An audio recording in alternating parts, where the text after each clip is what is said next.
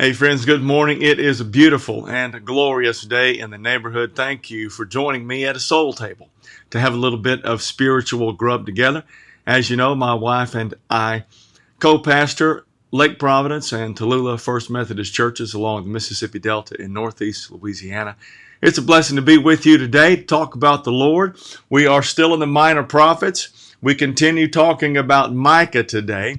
So let's start with the scripture coming from Micah chapter 7, beginning in verse 18. Who is a God like you, pardoning iniquity and passing over transgression for the remnant of his inheritance? He does not retain his anger forever, because he delights in steadfast love. He will again have compassion on us. He will tread our iniquities underfoot. You will cast all our sins into the depths of the sea. You will show faithfulness to Jacob and steadfast love to Abraham, as you have sworn to our fathers from the days of old. Amen. Let's pray. God in heaven, we thank you that you have loved us with an everlasting love. You have redeemed us. You've called each one of us by name. You are steadfast, true, and faithful. And we praise you for it today. In Jesus' name, amen and amen. Well, you remember yesterday we talked about Micah of Morasheth. He is named by his location or his hometown rather than by his family. He also prophesied in a time that is roughly contemporaneous to Isaiah and Hosea in Judah in the late 7th century before Christ. And of course, as we mentioned yesterday, his major theme is judgment and forgiveness. Now, we see lots about judgment. If you read through Micah, there's lots about judgment.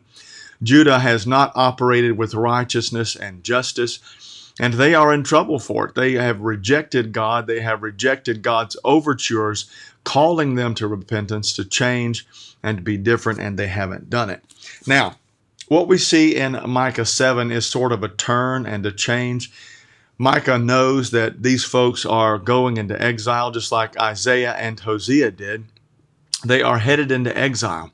And so what we see in Micah 7, particularly at the end of Micah 7, is we see some restoration of Israel. A remnant will return. And we hear that not just in what we read in verses 18 and following.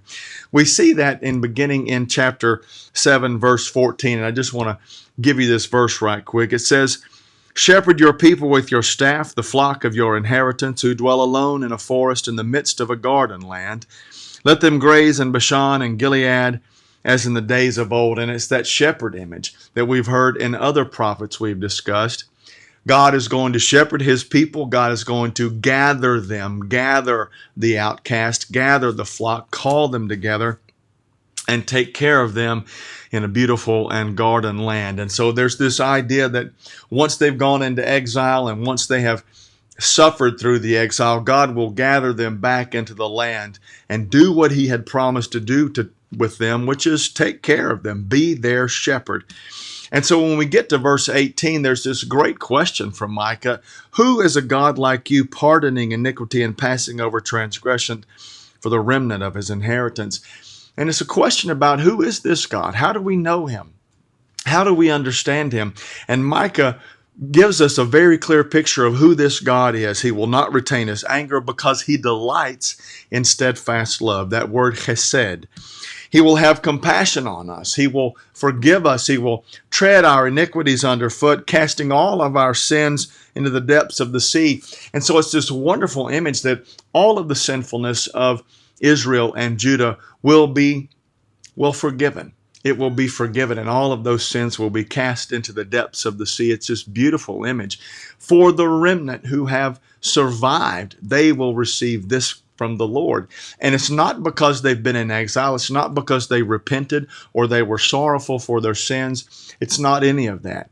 It's one of these hard things. God is going to show compassion on them because of who he is. He has steadfast love. He has compassion. And he will show faithfulness to Jacob and steadfast love to Abraham. He will be who he is. God will be God. He will show himself to be steadfastly loving, to be forgiving and compassionate, and to show faithfulness to Jacob and to Abraham. God is going to remember the deals, the covenants that he made all the way back to Abraham, Isaac, and Jacob. He is the God of their fathers, the God of their ancestors, and he will remember that word, that promise he made to them, and he will gather them. He will show them steadfast love. He will show them forgiveness. He will show them compassion. He will show them faithfulness. It's pretty amazing. After all the stuff that Israel and Judah have done, God still chooses to be faithful. God still chooses to be covenantal. God still chooses to be loving and compassionate and forgiving and faithful. It's pretty amazing. The good news for us is that even though there's judgment, and, to be honest, we like judgment as just long as it's not us, right? We like the other guy to get what's coming to him, or the other girl to get what's coming to her. We don't like when judgment comes into our house, but here's the great gift of judgment and confession. We get to receive God's mercy. We get to experience God's compassion. We get to see how steadfastly loving and faithful our God really is. And that's the good stuff and the good news about what we find here at the end of Micah. God will be God. He will be steadfastly loving. He will be compassionate and forgiving. He will be faithful. And we sure do need that. We sure do need a reminder that God is always and ever faithful. Amen and amen, dear friends. All righty. It's been good to be with you today. If you need a little bit more information or you'd like to read a little bit, you can drop by my blog at asoultable.org. You'll find more resources for learning and growing there. And if you are getting spiritually fed by this devotional time together, please take a moment to like and share and invite others to join us at a soul table. Alrighty, friends, hear this blessing. May the Lord bless you and keep you. May the Lord make his face to shine upon you and be gracious to you. May the Lord lift up his countenance upon you and give you peace as we experience a God who is steadfastly loving, compassionate, forgiving, and faithful. God will be God, and that is good news for us, dear friends. Blessings, take care, and stay safe.